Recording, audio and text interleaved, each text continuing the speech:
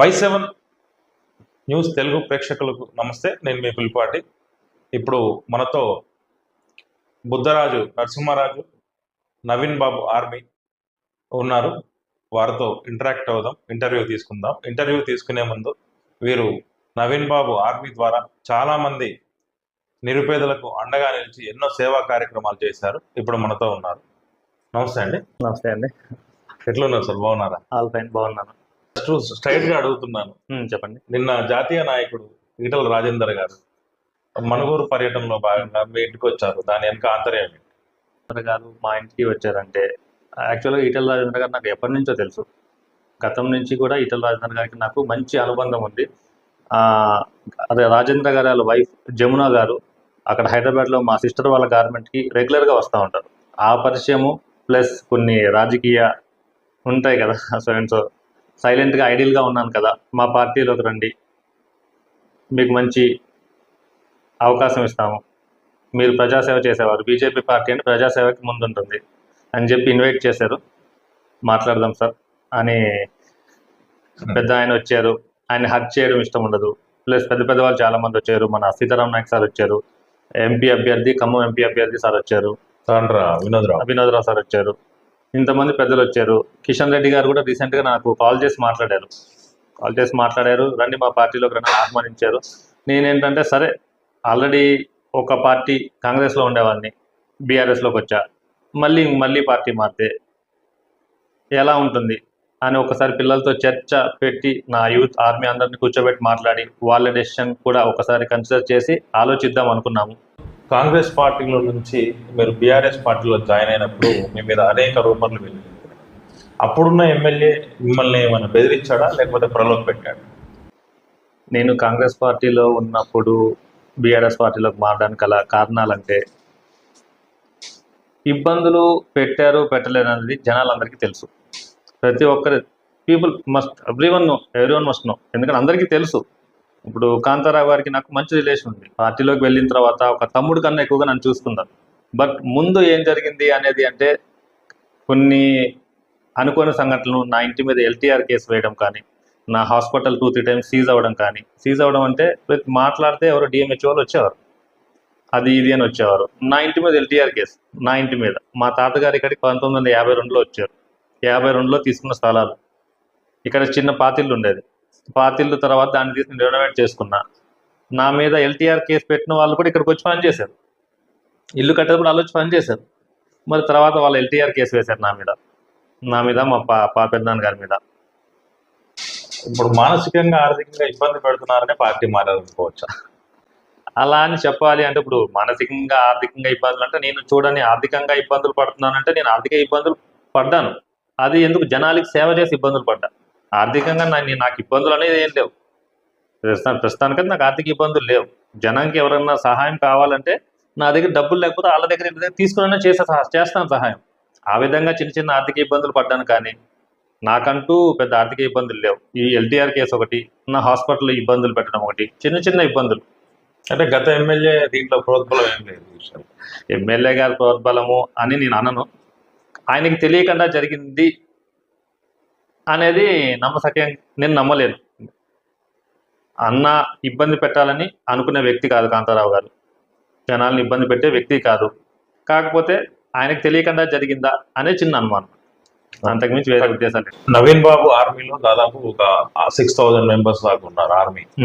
ఇప్పుడు మీరు బీజేపీ వైపు మొగ్గు చూపడానికి మెయిన్ క్యాడర్ అనేది ఒకటి ఉంటుంది మీ వెనకాల. వారితో చర్చించి నిర్ణయం తీసుకున్నారా లేకపోతే మొగ్గు చూపడం మీరు అనేది, లేకపోతే మీ సొంత నిర్ణయం?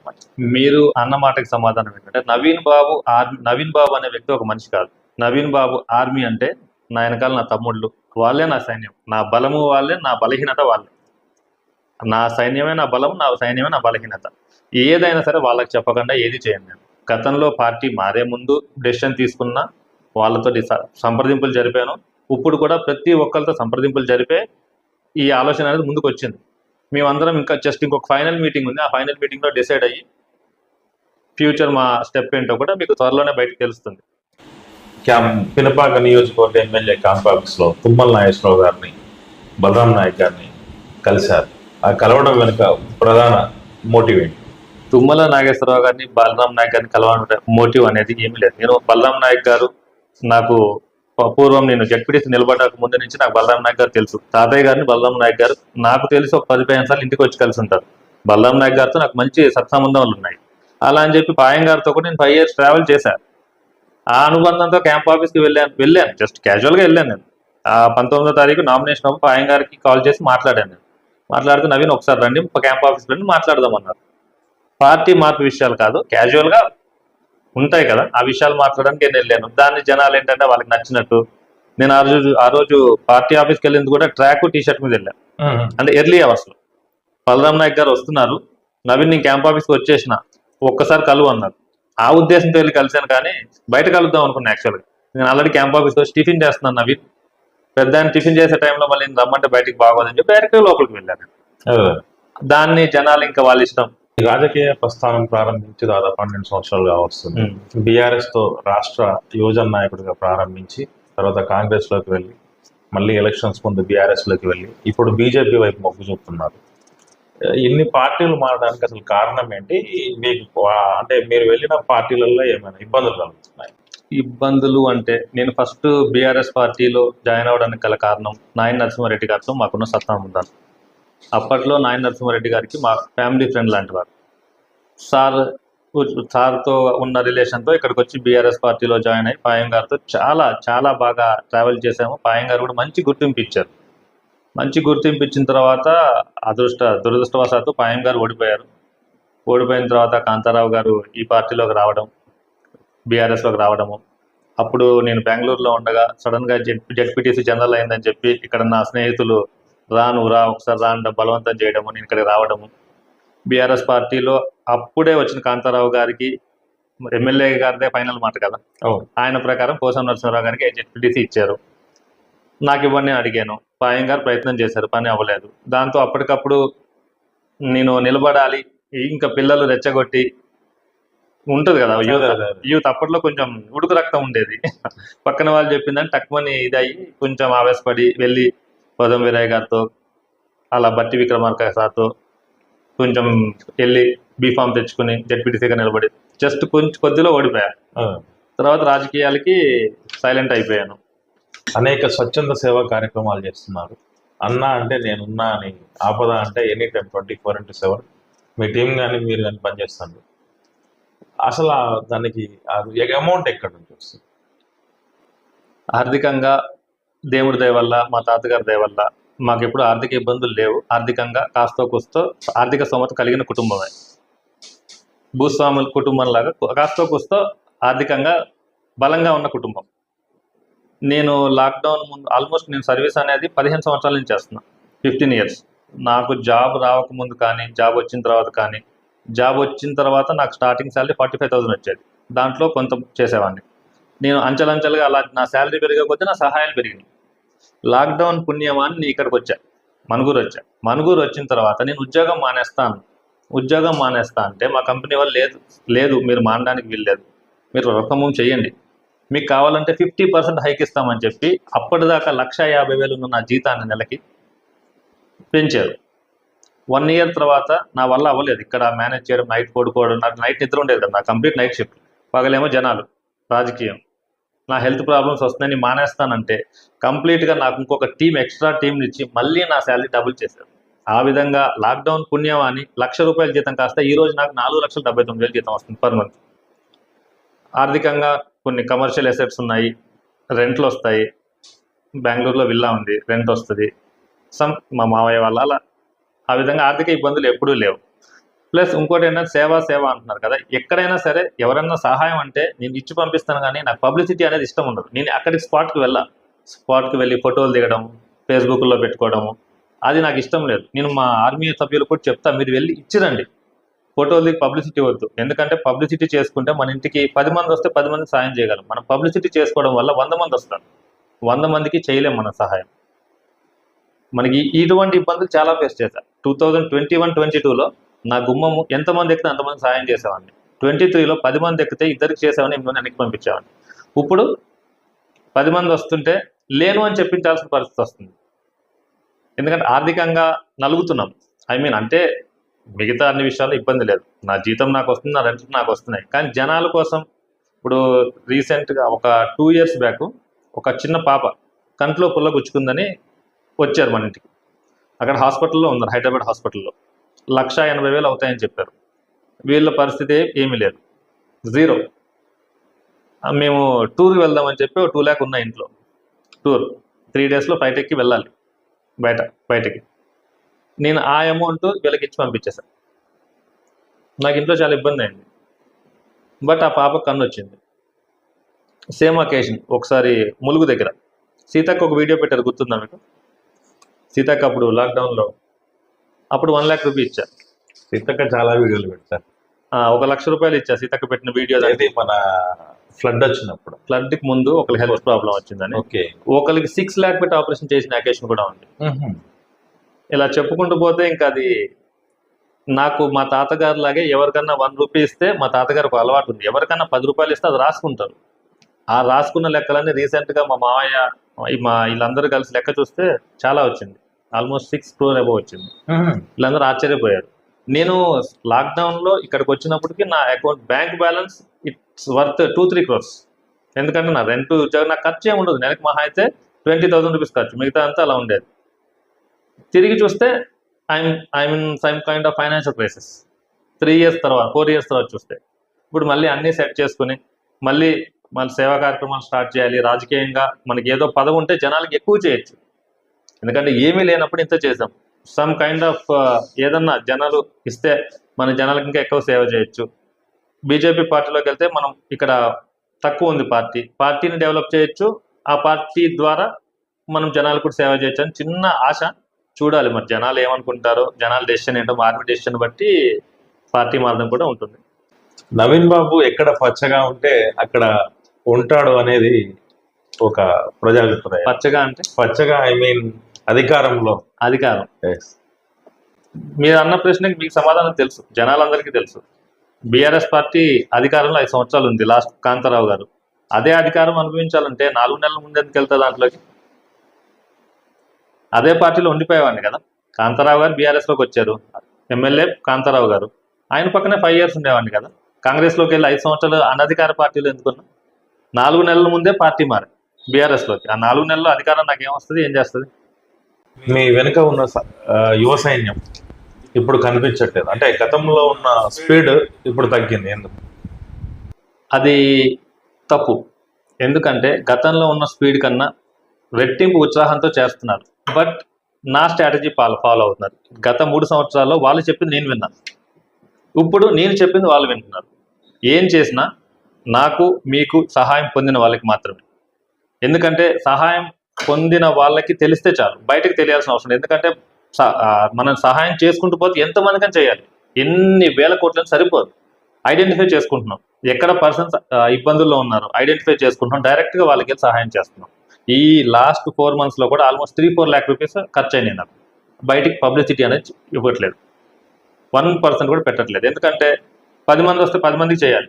ఇప్పుడు మేము చేయగలిగి నలుగురికి చేయగలుగుతున్నాం కాబట్టి గుట్టు చప్పుడు కాకుండా డైరెక్ట్గా వాళ్ళకి వెళ్ళి సహాయం చేసి వచ్చేస్తున్నాం. విత్ ఎనీ పిక్చర్, ఫోటో కూడా తీసుకోవట్లేదు. సహాయం చేయడం అయితే ఆపలేదు. మీ ఆస్తులు కాపాడుకోవడానికే పార్టీలు మారుతున్నారు. ఆస్తులు తాతలు సంపాదించిన ఆస్తులు. మా తాతగారు ఇక్కడికి 1952లో వచ్చారు. తాతగారు ఇచ్చినవన్నీ 52లో బిఫోర్ యాక్ట్. వీటిని కాపాడడానికి ఏముంది మీకు తెలియదు కాదుగా. ఇక్కడ నేను ఏం చేస్తున్నాను, వ్యాపారాలు ఏమైనా చేస్తున్నాను. ఇక్కడ నేను ఈ ఊర్లో ఏదైనా వ్యాపారం చేస్తున్నాను. ఆస్తులు కాపాడుకోవడానికి తాతగారు ఇచ్చిన స్థలము, పొలము, ఇల్లు, బిల్డింగు. నేను ఏమన్నా సంస్థలు నడుపుతుంటే, ఏదైనా వ్యాపారం చేస్తుంటే వాటిని కాపాడుకోవడానికి అధికారం అడ్డు పెట్టుకోవడానికి అధికార పార్టీలోకి వెళ్తారు. నాకు ఏం వ్యాపారాలు ఉన్నాయి? గతంలో కాంగ్రెస్ పార్టీ నుంచి జడ్పీటీసీగా పోటీ చేశారు, మళ్ళీ ఇప్పుడు అలాంటి ఆలోచన ఏమన్నా? జడ్పీటీసీగా పోటీ చేశానంటే అప్పుడున్న పరిస్థితుల ప్రభావం వల్ల జడ్పీటీసీగా పోటీ చేయాల్సి వచ్చింది. ప్రజలు నాకు 5,480 ఓట్లు వేశారంటే నా మీద ఎంతో నమ్మకంతో వేశారు. ఎందుకంటే నేను లాస్ట్ 15 yearsలో కూడా లోకల్గా ఎప్పుడు వచ్చినా సరే 10-15 days ఉండేవాడిని. ఇక్కడే పుట్టింది పెరిగింది చదువుకున్నదంతా ఇక్కడైనా సరే, ఎప్పుడు వచ్చినా సరే చుట్టం చూపులో వచ్చి వెళ్ళేవాడిని. నేను ఎప్పుడైతే ఇక్కడికి వచ్చి పోటీ చేస్తే జనాలు 5,000 చిల్లర నాకు ఓట్లు వేశారంటే, అరే నేను ఇన్ని రోజులు ఇక్కడ లేకపోయినా ఇంత నమ్మకం నా మీద ఉందా జనాలకి అని జస్ట్ ఇన్స్పైర్ చేశారు వాళ్ళు. ఒక 5,000 ఓట్లు ఒక కామన్ మ్యాన్కి, అది దట్టు లోకల్లో 15 సంవత్సరాలు ఉన్న మనిషికి పడ్డాయి అంటే నా మీద ఎంత నమ్మకం పెట్టుకున్నారు వీళ్ళు. వీళ్ళకి ఏదో ఒకటి చేయాలి, ఇంతమంది నన్ను నమ్మి ఓట్లేశారు, వీళ్ళకి ఫ్యూచర్లో ఏదో ఒకటి చేయాలి అని చిన్న ఆలోచన ఉంది. దేవుడి దయ, ఏమైనా జరగచ్చు. రాజకీయాల్లో జరగని మీకు తెలియని కాదు, ఏదైనా జరగచ్చు. ప్రజలు కోరుకుంటే రాజకీయంలో నిలబడతా. గతంలో పేదలకు సహాయం చేసిన నవీన్ బాబు ఇప్పుడు కనబడట్లేదు, కారణం ఏంటి? కనపడట్లేదు అనేది కరెక్ట్ కాదు, కనపడుతున్నా.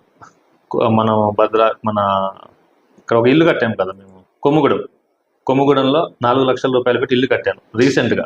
3-4 months 5 months అవుతుంది అనుకుంటా. కట్టించాను. అలాగే మన మొండికుంటలో ఒక ఇల్లు, ఇలా 4-5 ఇల్లు కూడా కట్టించాము ఈ మధ్యలోనే, లాస్ట్ 4-5 monthsలోనే. ఇల్లు అంటే మినిమం 3-4 లక్షలు అవుతుంది. అంటే ఇక్కడ 10 మందికి చేయాల్సిన సాయం అక్కడ ఒకరికే చేయాల్సి వస్తుంది. అందువలన లోకల్లో కొంచెం ఆపాము, కానీ సహాయాలు అనేది ఎక్కడ చేయకపోవడం అనేది లేదు. ప్రతి చోట సహాయం చేస్తున్నాము. కాకపోతే ఇప్పుడు ఈ వర్క్ ప్రెషర్ ఎక్కువ ఉంటుంది. మార్చ్ తెలుసు కదా, సాఫ్ట్వేర్ వాళ్ళకి ఇయర్ ఎండింగ్ అంటే జనవరి, ఫిబ్రవరి, మార్చి 3 months కూడా నాకు వర్క్ ప్రెషర్ ఎక్కువ ఉండి నేను బయటికి రాలేదు. అంతకుమించి వేరేది ఏమీ లేదు. నైట్ అంతా ఇది ఉండేది, పగలు పడుకునేవాడిని. ఆల్మోస్ట్ 6-7 దాకా వర్క్ ఉంటుంది నాకు. ఆ వర్క్ చేసి పగలు పడుకునేవాడిని. ఎంతో మంది నిరుపేదలకు, అభాగ్యులకు సహాయం చేసిన కుటుంబం, అండగా నిలబడిన కుటుంబం ఇది. రాజకీయాల్లో ఎందుకు నిలదొక్కుకోలేకపోతున్నారు? బేసిక్గా రాజకీయాల్లో నిలదొక్కడానికి తాతగారికి ఎప్పుడు రాజకీయాలు అనేది ఇంట్రెస్ట్ ఉండదు. ఎందుకంటే మన సీఎం గారు జలగం వెంగళరావు గారు నా చిన్నప్పుడు తాతగారి దగ్గరికి 2 సార్లు వచ్చారు. చంద్రలింగయ్య గారు అనేక వందల సార్లు తాతయ్య గారి దగ్గరికి వచ్చారు. మన తుమ్మల నాగేశ్వరరావు గారు మంత్రి గారు తాతయ్య గారి దగ్గర చాలా సార్లు వచ్చేవారు. క్యాస్ట్ ఒకటి, ఇక్కడంతా రిజర్వేషన్ ఉంటుంది. తాతయ్యకి రాజకీయం ఇంట్రెస్ట్ లేదు. నాన్నగారు ఎంప్లాయీ, పెద్ద నాన్నగారు ఎంప్లాయీ, వాళ్ళకి రాజకీయం, వాళ్ళ జాబ్ వాళ్ళకి సరిపోతుంది. ఇంకా రాజకీయం ఏం చేస్తారు? నిజమే కదా. తాతగారు 100 సంవత్సరాలు బతికారు, 106 సంవత్సరాలు బతికారు. ఆయన ఎవరికి చెప్తే వాళ్ళే ప్రెసిడెంట్, ఇక్కడ సర్పంచ్ ఇంతకుముందు. ఆయన ఎటు చెప్తే అటు. ఆయన రాజకీయాలు ఏనాడు ఇంట్రెస్ట్ లేదు. బట్ తాతగారికి ఎప్పుడు కాంగ్రెస్. 106 సంవత్సరాల్లో కూడా ఆయన, నాకు తెలిసి నేను జడ్పీటీసీగా నిలబడ్డప్పుడు కూడా కాంగ్రెస్కే ఓటేశారు. నేను బీఆర్ఎస్ పార్టీలో ఉన్నప్పుడు కూడా తాతయ్య ఎటు ఓటేస్తారంటే ఆయనకే వదిలేశాను, కానీ నేను ఫోర్స్ చేయలేదు ఆయన ఏనాడు. మీరు ఇన్ని పార్టీలు మారుతున్నారు, బీజేపీ వైపు ఇప్పుడు మొగ్గు చెప్తా ఉంటారు. ఆల్మోస్ట్ బీజేపీలో జాయిన్ అయిపోయారని పబ్లిక్ అనుకుంటారు. ఎందుకు పార్టీలు మారుతున్నాను అంటే, ఒకటి, పార్టీ మారడం వల్ల నేను సంపాదించుకునేది ఏమీ లేదు. నాకు అధికారం పిచ్చి లేదు. ఎందుకంటే నాకు వ్యాపారాలు లేవు, నాకు ఏదో సాధించేయాలన్న కోరిక లేదు, ఆస్తులు గడించాలన్నా ఇది లేదు. దేవుడి దయ వల్ల, మా తాతగారి దయ వల్ల నాకు తినడానికి ఉంది, నలుగురికి పెట్టడానికి ఉంది. నేను పార్టీ మారిపోయి ఆ పార్టీలోంచి ఈ పార్టీకి వెళ్తున్నానని చెప్పి అందరూ మాట్లాడుకుంటున్నారంటే, నేను ఏ పార్టీ మారైనా ఆ పార్టీని ఉపయోగించుకుని సంపాదించుకున్నాను. ఆ పార్టీ వల్ల నాకేమైనా లాభం జరిగిందా? ఏమీ లేదు. ఏ పార్టీలోకి వచ్చినా మా నవీన్ బాబు ఆర్మీ అందరితో డిస్కస్ చేస్తున్నాము. ఫ్యూచర్ కూడా ఆల్రెడీ మేము డిస్కస్ చేసాము. ఇంకొకసారి ఈ రోజు కానీ రేపు కానీ డిస్కస్ చేసుకున్న తర్వాత మాకు ఏ విధమైన సెక్యూరిటీ, మా నవీన్ బాబు ఆర్మీ ఇంకా సేవలు చేయాలంటే దేంట్లో అయితే బాగుంటుంది, మేము ప్రజాక్షేత్రంలో ప్రజలకు ఇంకా సేవ చేయాలంటే ఏ పార్టీ అయితే బాగుంటుంది, ఏ పార్టీలో అయితే ఫ్యూచర్ ఇంకా పర్మనెంట్గా ఒక పార్టీని నమ్ముకొని ఈ పార్టీలో ఉండి జనాలకు సేవ చేయాలి, ఈ పార్టీ బాగుంటుంది. బీజేపీ సెంట్రల్లో వస్తుంది అంటున్నారు. ఒకవేళ అధికారంలోకి బీజేపీ పార్టీ సెంట్రల్లో వస్తే మేము ఏ విధంగా ప్రజలకు సేవ చేయగలము, ఎంతవరకు వెళ్ళగలము, పిల్లలు, యూత్, నవీన్ బాబు ఆర్మీ అంటే మ్యాక్స్ అందరూ యూతే ఉన్నారు. వాళ్ళకి ఉద్యోగాలు కానీ, వాళ్ళ ఫ్యూచర్ సెక్యూరిటీ కానీ ఏ విధంగా నేను చేయాలి. ఎందుకంటే వాళ్ళు నన్ను నమ్ముకుని ఉన్నారంటే నేను వాళ్ళకి ఏదో ఒకటి చేయాలి. వాళ్ళకి చేయాలంటే నా దగ్గర ఉన్నంత వరకు నేను పెడతా. నన్ను మించి నేను ఇంతకుముందు పెన్షన్లు ఇచ్చేవాడిని, పర్ మంత్ 2000, అలా దగ్గర 50-60 మందికి ఇచ్చేవాడిని. నేను బీఆర్ఎస్లోకి వెళ్ళిన తర్వాత కాంతారావు గారు, సార్ నేను ఇంతమందికి పెన్షన్స్ ఇస్తున్నా అంటే ప్రతి ఒక్కరి పేరు పెన్షన్ లిస్టులో పెట్టారు. అందరికీ పెన్షన్ వస్తుంది, అందరు అర్హులే. ఆ విధంగా ఏదైనా గవర్నమెంట్ ద్వారా పేదలకు నేను సహాయం చేయగలనా? అలా బీజేపీలోకి వెళ్తే మాకు ఎటువంటి ఇది ఉంటుంది, ఇన్ కేస్ లేదు కాంగ్రెస్లోకి అయితే ఏంటి? ఇలాంటి వాటి కోసమే, కేవలం ప్రజల కోసమే పార్టీ మార్పు అనేది. కానీ నా కోసం ఏ పార్టీ మారలేదు, నా కోసం ఏ రాజకీయం చేయట్లేదు. ప్రజల కోసం, నన్ను నమ్ముకున్న నా నవీన్ బాబు ఆర్మీ సభ్యుల కోసం. చివరిగా చివరిగా నియోజకవర్గ ప్రజలకు, నవీన్ బాబు ఆర్మీ సభ్యులకు ఏం చెప్పదలుచుకున్నారు మా ఛానల్ ద్వారా? ఒకటి గుర్తుంచుకోండి, ఎప్పుడైనా డబ్బు శాశ్వతం కాదు. మనం చేసిన సహాయం, మన వల్ల ఉపకారం, మనం పంచే విద్య, ఇవే శాశ్వతం. మా తాతగారిని చూసి నేర్చుకున్నది ఏంటంటే, నేను చిన్నప్పటి నుంచి మా తాతగారి పక్కన కూర్చున్నప్పుడు ఊర్లోంచి జనాలు వచ్చి బాబు సహాయం అంటే చేసేవారు. ఎవ్వరు ఉట్టి చేతిలో పంపారు. ఆయన చూసి నేను సహాయం చేయడం నేర్చుకున్నా. మీరు కూడా మీ వల్ల అయినంత, ఇప్పుడు మనం 10 రూపాయలు సంపాదిస్తే దాంట్లో ₹1 జనాలు ఖర్చు పెట్టడం వల్ల నష్టమేం లేదు. పక్కవాడి సహాయం అంటే చేద్దాం. దయచేసి better we can help people. Help చేయండి, సహాయం చేయండి. రాజకీయ నాయకులు అంటారా, రాజకీయం పక్కన పెట్టండి. ఏ పార్టీ అయినా సరే మనల్ని వాడుకుని వదిలేస్తుంది. అది కూడా నేనే చెప్తా. ఆ 4 రోజులు, ఎలక్షన్స్ ఉన్న 4 రోజులు రాజకీయం చేయండి, మిగతా రోజులు జనం కోసం ఆలోచించండి. ఈ మెసేజ్ జనాలకు పంపించండి చాలు. మీ విలువైన సమయం మాకు కేటాయించినందుకు ధన్యవాదాలు. మీరు ఇలాంటి మరెన్నో సేవా కార్యక్రమాలు చేసి రాజకీయాల్లో ఉన్నత పదవులు పొందాలని మా Y7 న్యూస్ ఛానల్ ద్వారా కోరుకుంటున్నాం.